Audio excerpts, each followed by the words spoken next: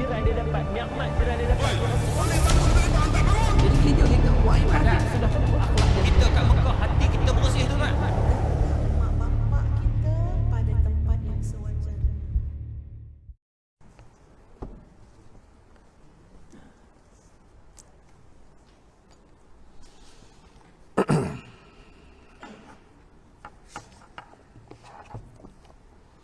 Astaghfirullahaladzim, la hawla wa la quwwata illa billah.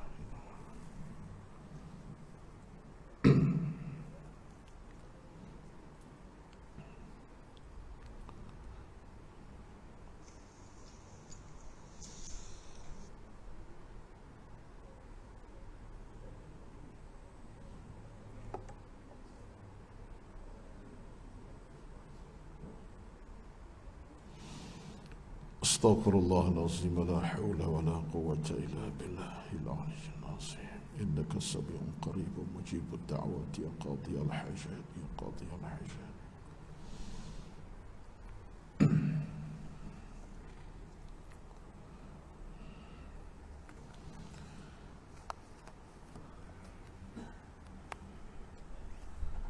Al-Fatih. A'udzu billahi minasy syaithanir rajim. Bismillahirrahmanirrahim. Alhamdulillahi rabbil alamin. Arrahmanir rahim. Maliki yaumiddin. Iyyaka na'budu wa iyyaka nasta'in. Ihdinas siratal mustaqim. Siratal ladzina an'amta 'alaihim ghairil maghdubi 'alaihim waladdallin. Amin.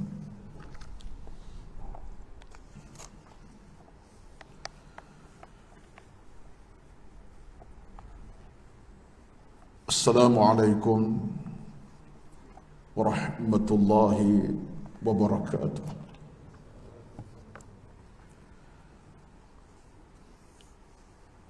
Innal hamdalillah nahmaduhu wa nasta'inuhu wa nastahdihi wa nastaghfiruh wa na'udzu billahi min shururi anfusina wa min sayyiati a'malina. من يهده الله فلا مضل له ومن يضلل فلا هادي له. أشهد أن لا إله إلا الله وحده لا شريك له وأشهد أن محمدا عبده ورسوله صلاة وسلاما على حبيبنا المصطفى صلى الله عليه وسلم وعلى آله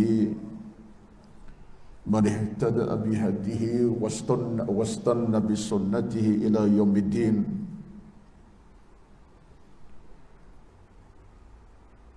اللهم إنا نعوذ بك من البرص والجنون والجذام ومن سيء الأسقام. بسم الله الذي لا يضر مع اسمه شيء في الأرض ولا في السماء وهو السميع العليم. بسم الله الذي لا يضر مع اسمه شيء في الأرض ولا في السماء وهو السميع العليم. بسم الله الذي لا يضر مع اسمه شيء في الأرض ولا في السماء وهو السميع العليم. اللهم رب اشرح لي صدري ويسر لي أمري واحلل عقدة من لساني يفقه قولي يا رب العالمين. أما بعد. أعوذ بالله من الشيطان الرجيم.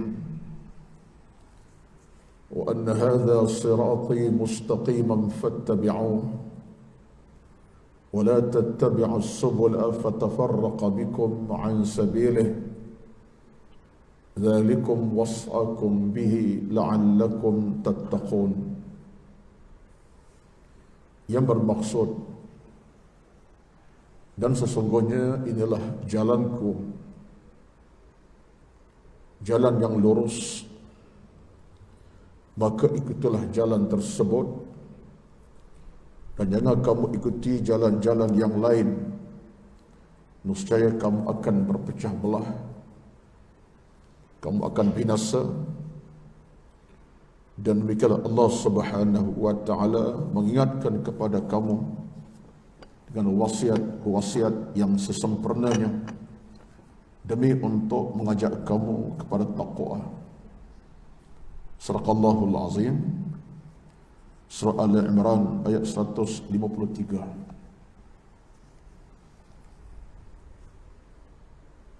Yang dihormati, yang dikasihi Al-Fadhil pengurusi Jabatan Kuasa Pengurusan Surau Al-Aziz Prima Putrajaya, Presiden 11 Putrajaya, dan seluruh Jabatan Kuasa Pengurusan Surau, Al-Fadhil Tuan Imam kita yang telah mengimamkan solat Maghrib sekejap tadi, dan yang dihormati, yang dikasihi seluruh kehadiran para jamaah Maghrib dan Isya, tuan-tuan dan puan-puan muslimin dan muslimat, hadirin hadirat yang dirahmati Allah Subhanahu wa taala. Marilah sama-sama kita mulakan dengan ucapan syukur kepada Allah Azza wa Jalla di atas nikmat pertemuan yang amat berharga, nikmat pertemuan di tempat yang berkat pada malam ini di rumah Allah yang penuh ketenangan, dan pertemuan yang menyatukan hati-hati kita dengan matlamat yang tidak membeza-bezakan. Semuanya adalah kerana Allah Azza wa Jalla.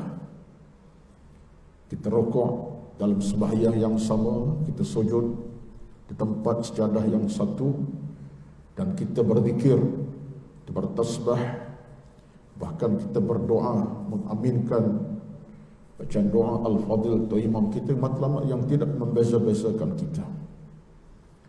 Kita terarah kepada tujuan yang satu, iaitulah untuk mengabdikan diri kepada Allah, untuk meletakkan diri kita sehambanya yang lemah, yang hina, yang kerdil, yang dhaif, dan kita benar-benar mengharap bantuan Allah. Kita mengharapkan segala-gala daripada Allah Azza wa Jalla. Iyyaka na'budu, hanya Engkau kami sembah, wa iyyaka nasta'in, hanya Engkau yang kami mohon bantuan tempat, bukan mohon bantuan pertolongan. Inilah suatu perjalanan yang sedang kita sama-sama lalui sebagai Muslim, mukmin, sebagai insan yang Allah ciptakan dengan tujuan untuk tunduk dan patuh kepadanya, sesuai dengan apa yang Allah sebut dalam Al-Quranul Karim, surah Az-Zariyat 56-57. Wa ma khalaqtul jinna wal insa illa liya'budun. Dan tidaklah aku ciptakan jin dan manusia kecuali untuk mengabdikan diri kepadaku, untuk beribadat. Itulah sebuah perjalanan dari saat ke minit, minit ke jam, jam ke hari, hari ke minggu, minggu ke bulan, bulan ke bulan, bulan ke tahun, tahun ke tahun. Kita sedang melalui satu fasa perjalanan yang panjang, yang akan berakhir bila tiba masa dan waktunya. Langit tidak kita junjung selama-lamanya, dan bumi tak akan pijak selama-lamanya. Dan bila sampai satu saat ketikanya, kita akan kembali kepada Allah. Dan bila kembali kepada Allah Azza wa Jalla, artinya kita akan dihitung, dimuhasabah, dihisab, dikira oleh Allah Azza wa Jalla tentang kehidupan kita selama hidup di atas bumi yang terbentang luas ini. Ini semua tuan-tuan merupakan fasa-fasa penting dalam kehidupan kita. Suatulah kita nak kena sentiasa beringat dan berhati-hati, kerana dunia yang kita nikmati ini boleh melupakan kita, melalaikan kita. Tak kira siapa yang bercakap, saya bercakap terutamanya lah, boleh melupakan saya, melalaikan saya, malaikalkan saya. Sebab dunia ini memang Allah jadikan perhiasan yang tidak pernah padam.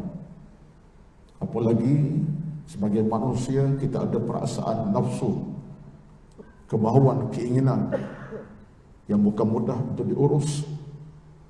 Melainkan imanlah mengurus kehidupan kita, amal, ilmu mengurus kehidupan kita. Ini bukan satu perkara kecil. Terutama dalam zaman era dunia makin moden, makin maju. Orang sebut dalam bahasanya open sky, langit terbuka, dunia tanpa sempadan. Itu nama-nama yang disebutlah sekarang ni. Langit terbuka, dunia tanpa sempadan. Betul sungguh. Jenama ini tak pernah disebut nenek moyang kita. Ratus-ratus yang lepas tak disebut. Tapi dunia sekarang itu kenyataannya. Dan bila sifat dunia makin terbuka, tanda tak ada sempadan, siapa yang menjadi masalah? Kita manusia jadi masalah untuk hadapi situasi yang sebegini. Tetapi nak salah dunia tak boleh. Dunia tak bersalah. Dunia tak bersalah dalam urusan hidup kita. Dunia tetap dunia. Kerana Allah ciptakan dunia dengan serba nikmat itu untuk kita manusia. Dan mana mungkin dunia bersalah? Tidak bersalah dunia ini. Memang itulah dunia. Tempat kita meraih harta, bercucuk tanam, kita mencari nikmat rezeki, bekerja, beribadat di dunia. Tapi masalahnya ialah bila manusia tidak boleh mengurus dunianya menurut kacamata agama. Ini yang kita paling takut. Dan bila dunia tak diurus dengan kacamata agama, akhirnya dunia mengurus kita. Bila dunia mengurus kita, kita akan mudah lalai. Ada orang kadang-kadang sibuk dalam urusan dunia sampai tak dan mengaji. Ada orang sibuk dengan dunia yang mengurusnya, bukan dunia. Dunia urusnya sampai tak ada sembahyang. Ada orang dunia mengurus hidupnya malam siang sampai tak dan ke surau. Ada tak ada berlaku. Kenapa? Kerana dunia mengurus dia. Kalau dia urus dunia, dia akan tahu bila waktu solat, bila waktu mengaji ilmu, bila masa beribadat, dan bila masa cari harta. Sibuk macam mana dengan dunia sebab dia urus dunia.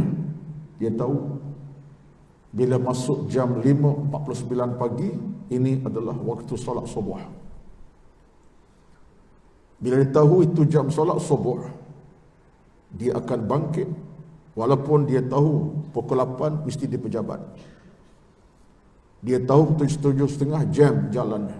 Tetapi kerana dia urus dunia, 5.49 terpacak dia dalam surau untuk solat berjemaah. Bahkan belum subuh dah bangun, sempat bertahajud 2 rakaat, berzikir tasbih 2-3 patah, doa 2-3 ayat.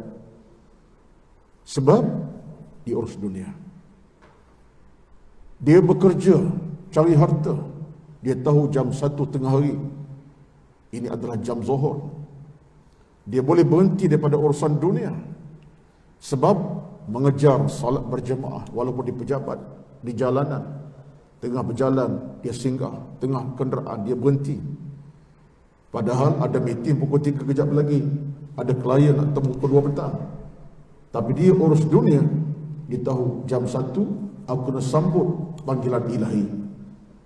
Kerana berkumandang Allahu Akbar, Allahu Akbar, zuhur dah masuk.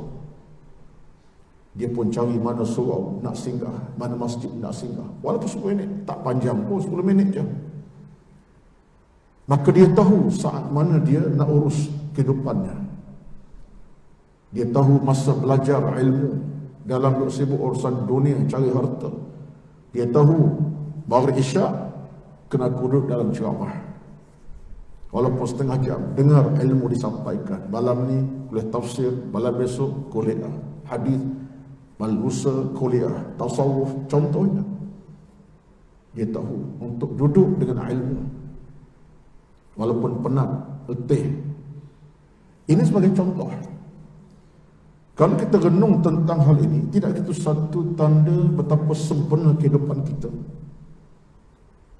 Eloknya hidup manusia yang ngurus dunia, sebab dunia di bawah kuasa dia. Dia tak tenggelam. Walaupun dunia itu berada di depannya dengan penuh cabaran. Allah sebut zuyyina lin-nasi habbus syahawati minan nisa'i wal banin wal qanatiril muqattarati minadh dhahabi wal fiddah. Dunia ni perhiasan dengan wang ringgit, emas, dunia, keenakan, seronok. Tapi dia tahu, aku yang kena urus dunia ini. Sebab aku adalah hamba Allah, bukan hamba dunia. Ini falsafah. Dia tahu dia ni hamba Allah, bukan hamba dunia. Bila dia ada manzilah hamba Allah, dia akan urus apa yang berada di bawah milikannya. Harta ke, anak ke, rumah tangga ke, duit ringgit ke, harta. Dia berurus jadi hamba Allah. Tapi kalau dia hamba dunia, habis. Dunia mengurus kehidupannya. Bila dunia urus kehidupannya, dia akan berada dalam keadaan yang boleh menyeleweng, boleh jauh daripada landasan agama. Sebab saya mulakan ayat tadi, iaitu ayat daripada surah Al-An'am 153. Allah sebut, wa anna hadha sirati mustaqiman fattabi'uh wa la tattabi'u subula fatafarraqa bikum an sabilih dzalikum wasa'akum bihi la'allakum tattaqun. Al-An'am 153. Allah sebut dengan terang, inilah jalanku. Bukan jalan ke Putrajaya, bukan jalan ke Shah Alam, bukan jalan ke mana, atau ke Jeddah Saudi, tidak. Jalan tu jalan ilmu, jalan agama, jalan Islam, jalan iman, jalan pahala. Ini jalanku, kata Allah. Wa anna hadha sirati mustaqiman. Itulah jalan yang lurus. Jalan ilmu, jalan iman, jalan pahala, jalan masjid, jalan ke surau, jalan ibadat. Allah sebut jalannya lurus, mustaqiman. Dah sebut jalan ke surau, mana tak lurus? Memanglah nak ke surau, bekal saya tadi pada Shah Alam, memanglah kiri kanan. Daripada Shah Alam rumah saya tadi hampir 50 minit tadi, Waze tunjuk, memanglah masuk ke kanan, keluar ke kiri. Nak Putrajaya ni pun kena ikut Lebus Sentosa, kemudian naik ke kiri, turun, kemudian sini pun memang jalan tu simpang siur. Tetapi hakikatnya jalan ke surau ini insya-Allah jalan ilmu. Bila kita jumpa surau, inilah pengkalan ilmu, pengkalan iman. Maka jalan surau ini jalan yang lurus. Dibawa kita ke mana? Bila kita jadi ahli surau, duk mengaji kat surau, ibadat kat surau, zikir kat surau, lurus bawa kita. Daripada jalan surau boleh bina hati. Yang jahil boleh jadi alim, yang berdosa diampunkan dosa, yang bersalah Allah jadikan dia kembali pulih. Sebab jalan ini lurus. Jalan surau, masjid lurus. Kemana akhirnya akan bawa kita? Jalan ini ke syurga insya-Allah. Berdasarkan hadis Nabi, Nabi sebut begitu. Contoh, apa kata Nabi dalam hadis yang sahih? Nabi sebut, man salaka tariqan yaltamisu fihi ilman sahalallahu lahu bihi tariqan ilal jannah. Siapa yang berada di jalan ilmu, lorong ilmu, Allah permudah jalan ke syurga. Memang lurus, bawa kita ke syurga insya-Allah. Bila kita dah berjaya bersama jadi ahli surau, ahli ibadat, dah mengaji malam siang, jalan ke syurga Allah buka. Jalan ilmu ke syurga, jalan pahala lurus. Jadi bila Allah sebut wa anna hadza sirati mustaqiman, inilah jalan yang lurus, itulah kebenaran yang sedang kita raih sebenarnya. Lalu kata Allah, wala tattabi'us subula, jangan kamu ikut jalan-jalan yang lain. Al-An'am 153, boleh rujuk dalam Al-Quran.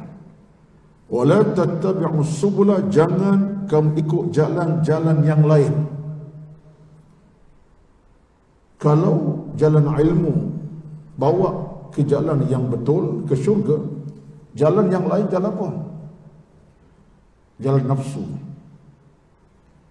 Jalan nafsu belum tentu bawa kepada kebaikan. Jalan nafsu kalau tak betul jalannya, dibawa kita ke jalan yang boleh membunuh iman kita. Nafsu. Alih-alih nak mai ke surau pukul 6, cancel. So apa cancel? Sebab baru teringat malam ni 7 suku live Arsenal lawan Manchester City contohnya lah. Contoh agak-agak final cup FA 7 suku betul-betul dekat maghrib. Padahal seawal jam 5 tak ingat lagi. Pukul 6 malam ni final cup FA Cup Arsenal lawan City contohnya. Cancel terus ke surau. Akhirnya 7 suku bekerja sebab nak tengok final cup contoh. Tengok bola tak salah, tapi ada godaan pada masa itu. Walaupun malam itu lepas maghrib forum perdana kambing tumbang naiko, dia tak kira dah. Aku nak tengok final cup, ini penting sangat. Kebetulan dia fanatik Manchester City contohnya.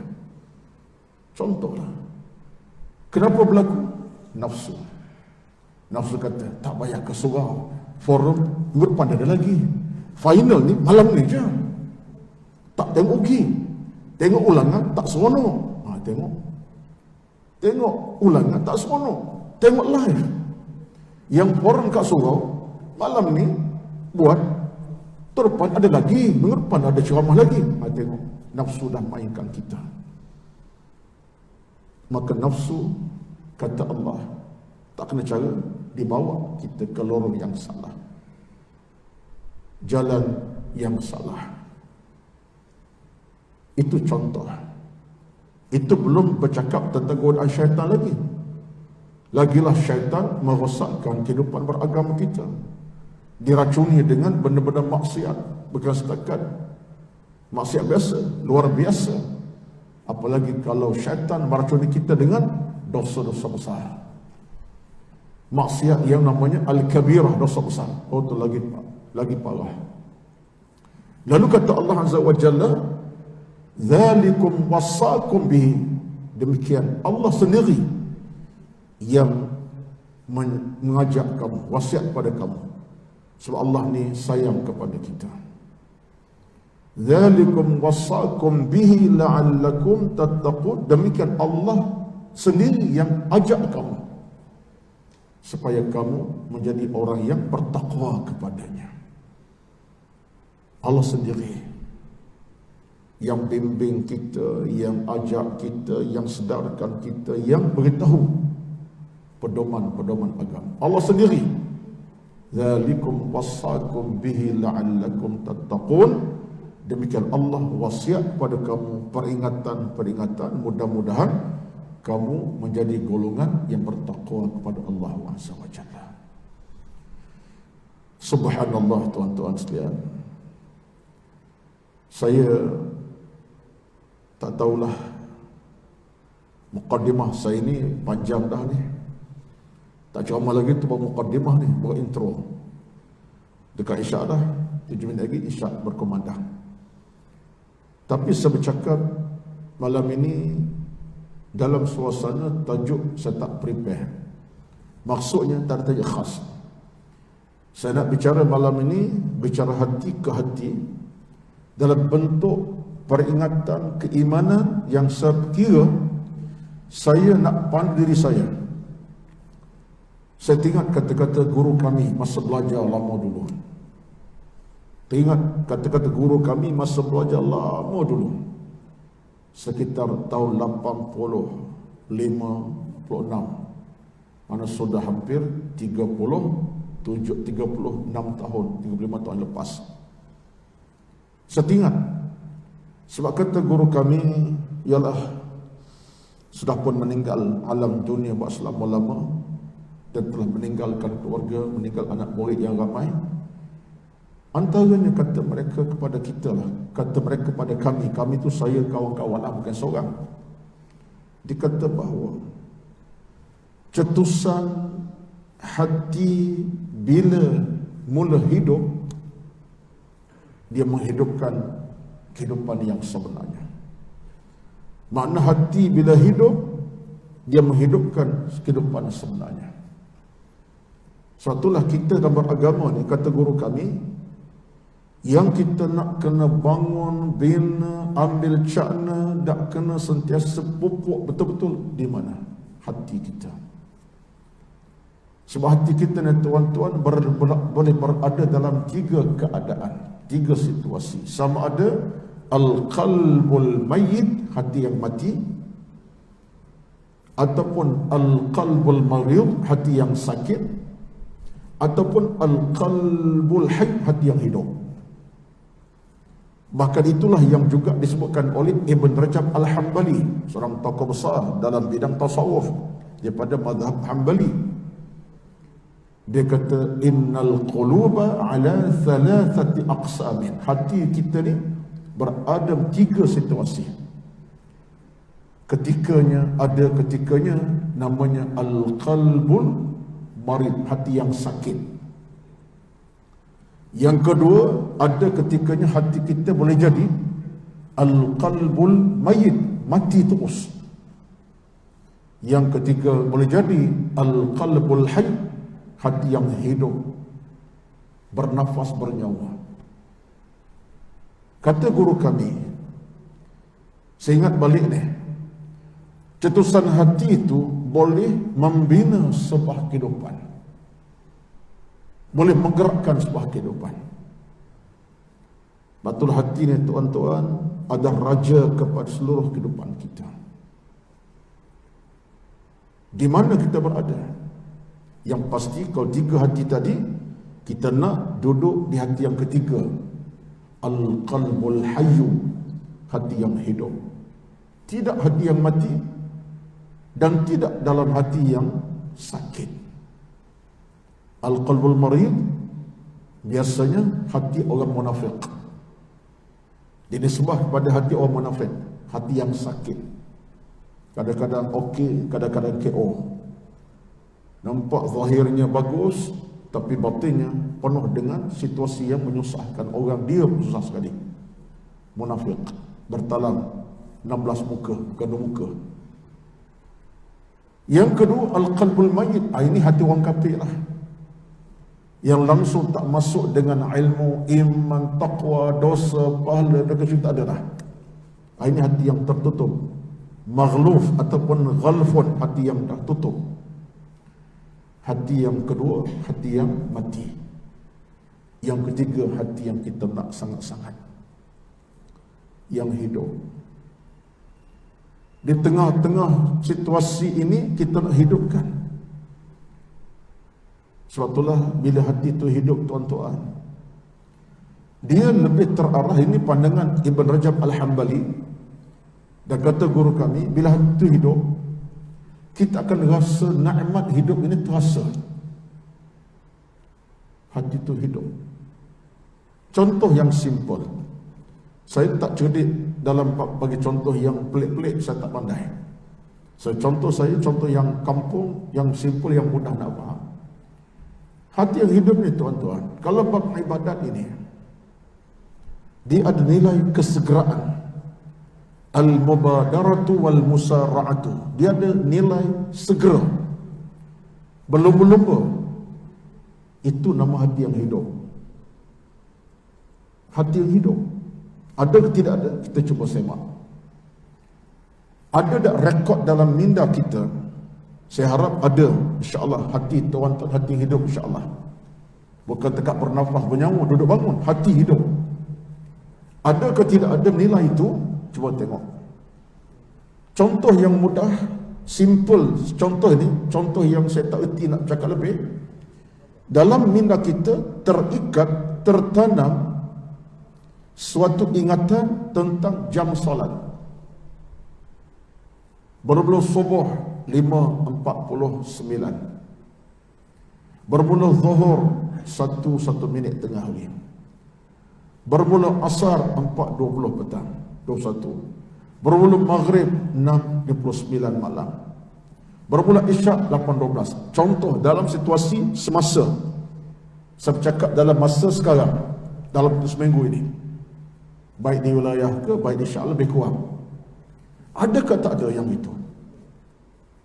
Menyebabkan kita teringat-ingat bila masuk pukul 4 petang, kita mula terasa dah.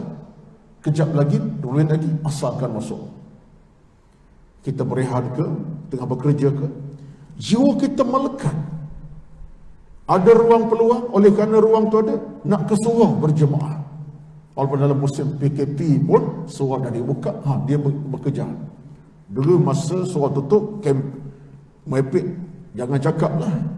Surau tutup, tak buka, dah buka, tak mari juga, ini masalah. Berjarak pun datanglah. Tuan-tuan, mak ingat tak masalah ke ni? Ha? Oh gitu. Macam tu, ha? Okey. Tak apalah. Tuan-tuan sekalian, jadi jiwa kita melekat. Bila sampai jam 6 petang, kita nampak dah kurang sejam lagi akan datang ajakan Bilal untuk datang berjemaah kat surau, namanya maghrib. Ini tanda hati hidup. Jadi kita boleh ingat tentang jam solat untuk tempoh seminggu ni, itulah waktunya. Itu dikatakan sebagai hati yang hidup. Saya kira tuan-tuan, ini semangat yang kita nak letak dalam hati jantung kita sebagai tanda hati aku tidak mati, ya Allah. Sakit lagi tidak, mati lagi tidak, tapi hati aku hidup.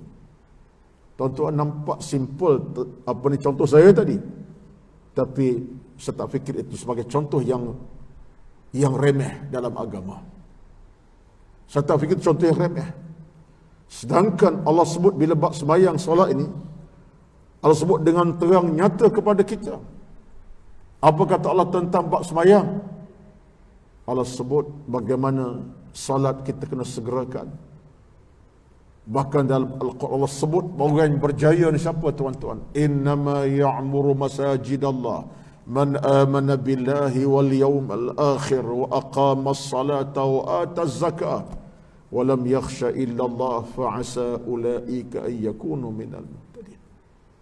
Allah sebut dalam surah At-Taubah, ciri orang yang beruntung hatinya melekat dengan rumah Allah Subhanahu wa taala.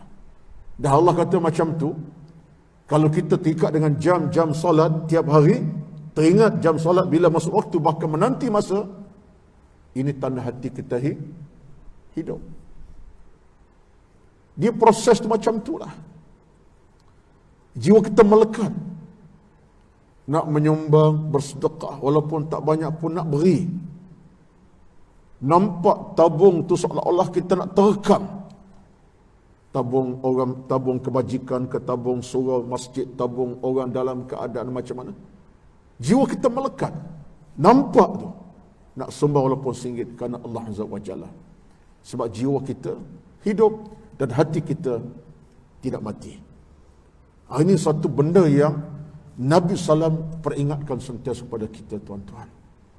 Sampai Nabi kepada sahabat, jadidu imanakum. Nabi sebut kepada sahabat, tolonglah perbaharui iman kamu. Tajdid, radio iman kamu, kata Nabi SAW. Dengan apa kata Nabi? Dengan amal-amal salah. Satu hari datang Abdullah ibn Abbas, datang Al-Abbas bin Abdul Muttalib.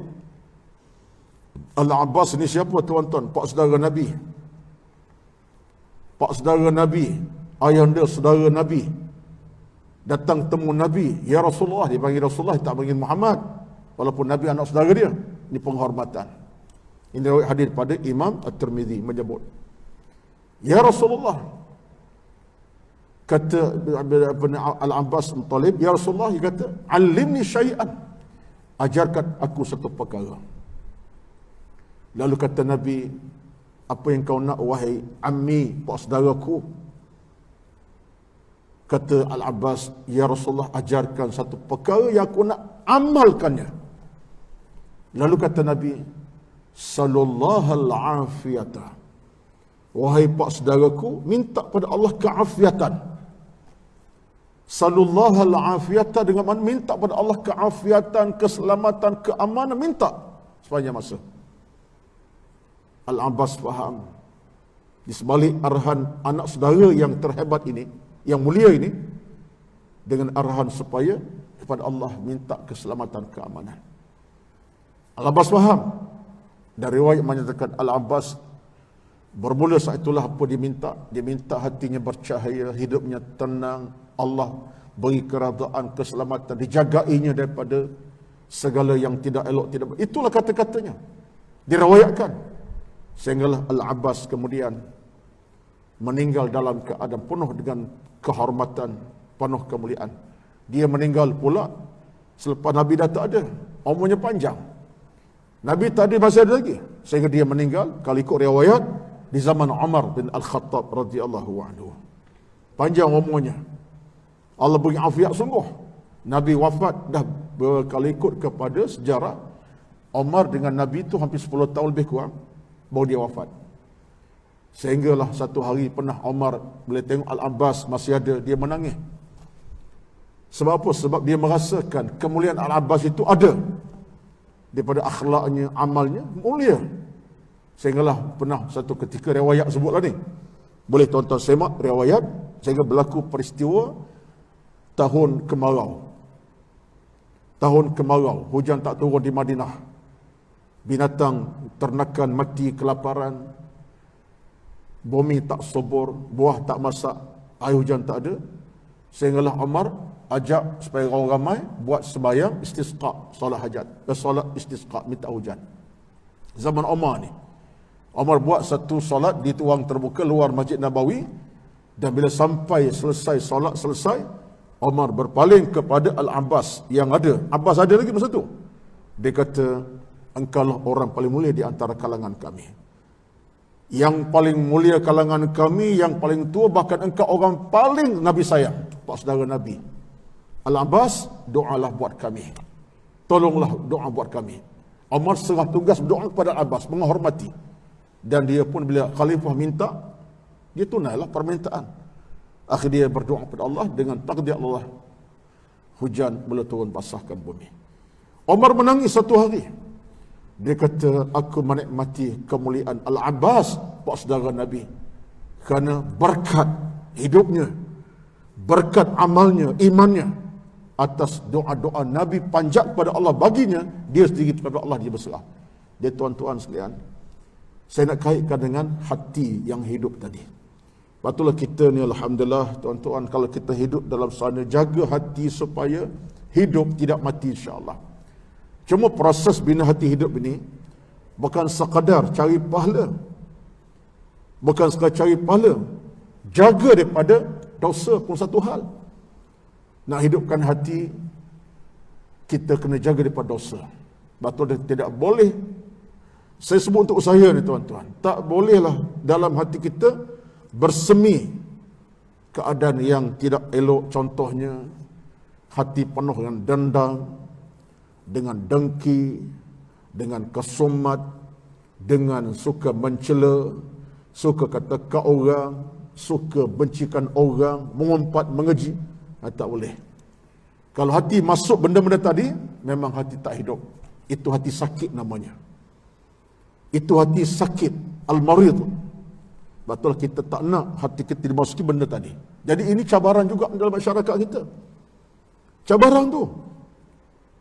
Cabaran tuan-tuan. Bila hati dimasuki oleh elemen-elemen tadi, disebut sebagai al-amrad an-nafsiyah, penyakit kejiwaan.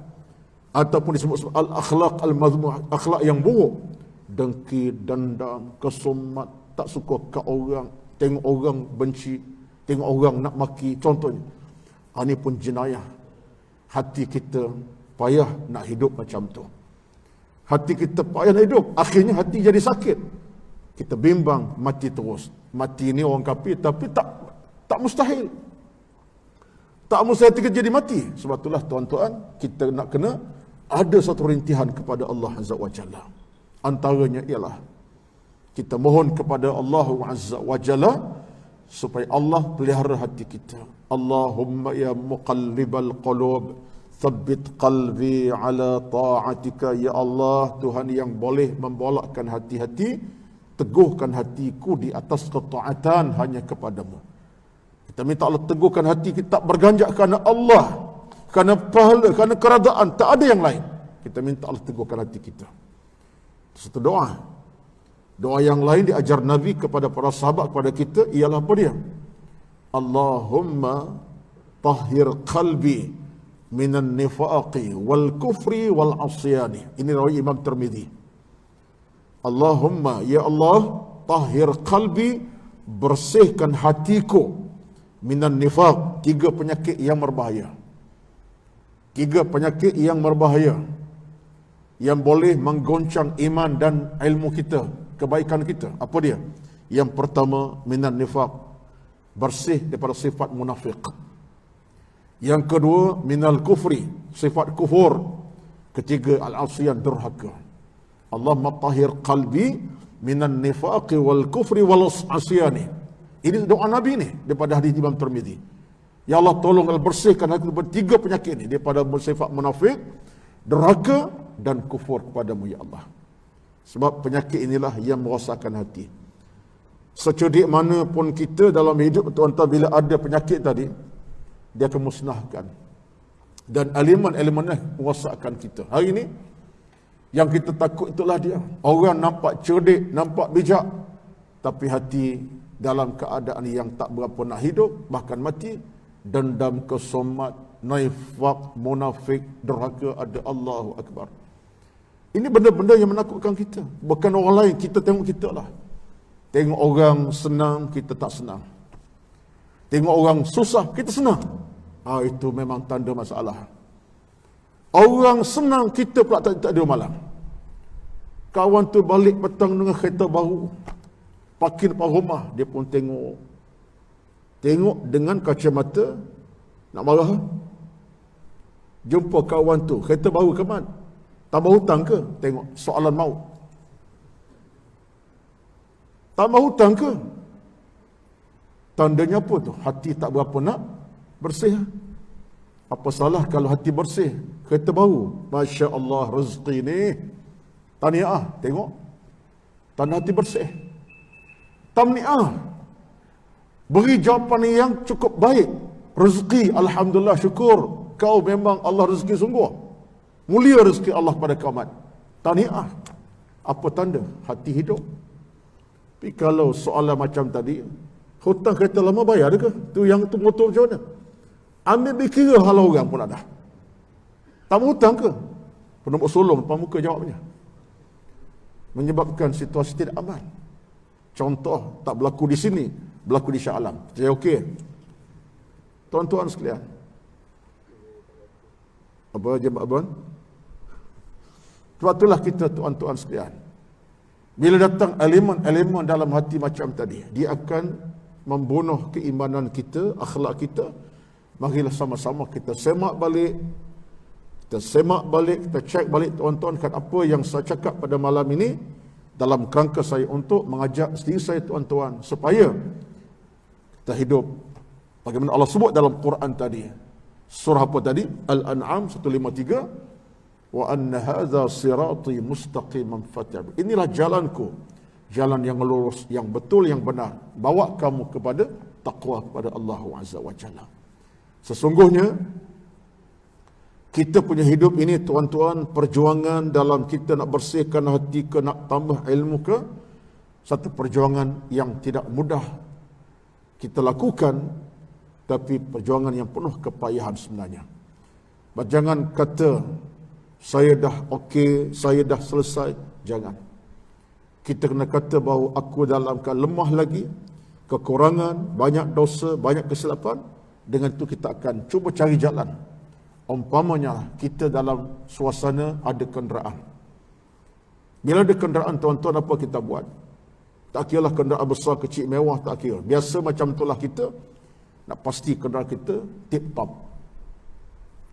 Dalam keadaan selesa, dipandu ke mana nak pergi, mudah. Biasa macam tu. Tayarnya sempurna, angin cukup, minyak hitam sempurna ditukar untuk 5,000 sekali atau 10,000 sekali tukar. Wiper pula pastikan berfungsi dengan elok. Kokok tengah jalan hujan lebat tak berfungsi, demam kita. Kita nak lengkapkan sebuah kenderaan. Sementara kita nak travel, nak balik kampung contohnya. Kali itulah kenderaan kita begitu prihatin. Kita jaga pada sudut servis dan keadaannya. Bayangkan kita bukan sekat nak balik kampung ke Kelantan, balik ke Johor, Perak, ke Melaka. Kita sedang menuju kepada Allah Azza wa Jalla. Maka servislah dengan penuh perhatian. Alignment kalah, balancing kalah. Kalau ibarat kenderaan, balancing tayar, alignment jajaran kereta, servis 5,000 sekali, 5,000 km sekali. Kita kena servis hati. Alignment kan ilmu kita, biar jajaran kita betul. Faham dosa pahala. Itu namanya balancing hidup. Alignment kan supaya kita nampak jalan kita ke syurga menanti, bukan ke neraka. Servis hati kita, ada karat sikit, bersihkan hati dengan istighfar, dengan doa munajat, ritik kepada, menangis kepada Allah, bangun tahajud, awal bangun, datang jemaah subuh, habiskan masa berjemaah dengan ini namanya servis. Alignment. Ibarat kereta tukar tayar, kau dah botak. Kita tukar juga. Tukar apa? Tukar perjiwa yang baru. Tukar perjiwa yang bersih. Jadi tuan-tuan, itulah contoh yang mudah. Saya sebut itu contoh yang paling mudah kita nak faham. Sebab kita kadang-kadang kereta tu kalau calar sikit, demam 3 hari tak habis. Bagaimana? Bangun pengalaman ke? Saya terasa. Saya pernah kereta tercalar. 3 hari, 3 malam tak tenang. Sungguh. Kalau kereta rosak macam mana? Tak rasa apa. Kereta beri semalam. Orang langgar belakang. Confirm 3 bulan tak tidur. Baik lama kan? Kita tersayang tuan-tuan. Baru keluar semalam daripada kereta baru, tiba-tiba orang langgar belakang kita. Oh tuan-tuan, iling kepala 3 jam tak habis. Apa cerita? Begitu tumbuk kawan tu contohnya. Marah kita. Kita kenderaan tercalar pun sampai begitu rupa. Kita hidup ni tuan-tuan, hati tercalar dengan kejahatan. Jiwa dah mati lama, tak rasa demam ke kita? Patut kita lebih berfikir, aku ni dosa ni banyak sangat, terampun, minta ampun tidak. Patut menangis malam siang. Kalau aku mati tengah-tengah buat dosa, kalau aku mati tak sempat minta ampun, ya Allah, patut lebih menangis. Bukan 3 malam, 3 hari, 3 malam kita tak boleh tidur, teringat akan dosa dan kesilapan kita. Itu sebenarnya. Jadi mudah-mudahan apa yang saya bicarakan pada malam ini dalam tajuknya tanpa tajuk, ya, sampai mesej kepada tuan-tuan dalam kadar kemampuan saya. Saya tidak ada apa yang lebih saya mampu sampai. Saya pun pati tadi daripada sedarai penceramah yang ada itu, saya ingat 5-6 orang semua saya kenal belaka. Memadailah apa yang mereka duduk dengan tuan-tuan malam siang dalam ceramah-ceramah. Yang penting kita hadir, insya-Allah. Tak boleh hadir sekali seminggu, datang setiap malam, tak ada masalah. Macam tak faham ya? Tak boleh hadir tak boleh hadir 1 minggu sekali, datang setiap malam, masalah apa? Tak boleh duduk ceramah sejam, duduk sampai habis. Contohnya. Jadi itu harapan kita, mudah-mudahan insya-Allah Allah sentiasa pelihara kita, terutama kita di zaman yang penuh dengan cabaran semasa. Zaman pandemik itu zaman mencabar kita. Zaman Allah kirimkan satu musibah yang tak pernah kita rasai dan kita alami. Hari ini dah masuk hari ke 620 hari dah kita hari ini. 621 hari kita hari ini. Daripada 18 Mac sampai hari ini, tak silap ingat kiraan saya lah, saya tak pasti tadi. Saya kira daripada lama dah, catatan dari saya terlupa kat rumah tadi. Dah masuk 621 hari dah. Allah uji kita. Allah kirimkan COVID-19. Jadikan kita keadaan huru-hara. Dunia, bukan kita Malaysia, dunia huru-hara. Sampai ke tahap inilah situasi kita. Sembahyang berjarak, masjid surah tutup tempoh yang lama, yang tinggal imam Tok Bilal saja yang boleh datang. Subhanallahil azim, tuan-tuan.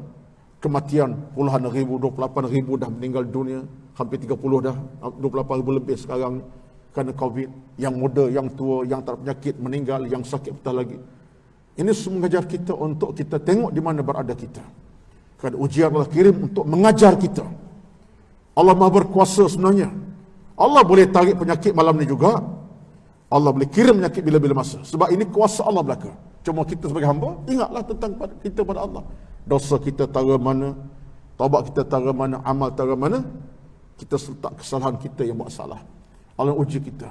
Jadi marilah sama-sama kita lihat balik supaya akhirnya kita sentiasa dalam pemeliharaan Allah Azza wa Jalla, diberikan Allah keselamatan, keamanan, kebahagiaan dunia sampai ke akhirat, dipermudahkan urusan hidup kita insya-Allah, dalam bab rezekinya, rezeki amalnya, rezeki hidup keluarga, Allah permudahkan insya-Allah.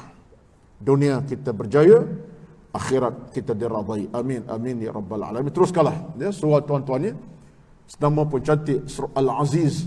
Al-Aziz nama Tuhan ni yang maha. Al-Aziz apa di mana?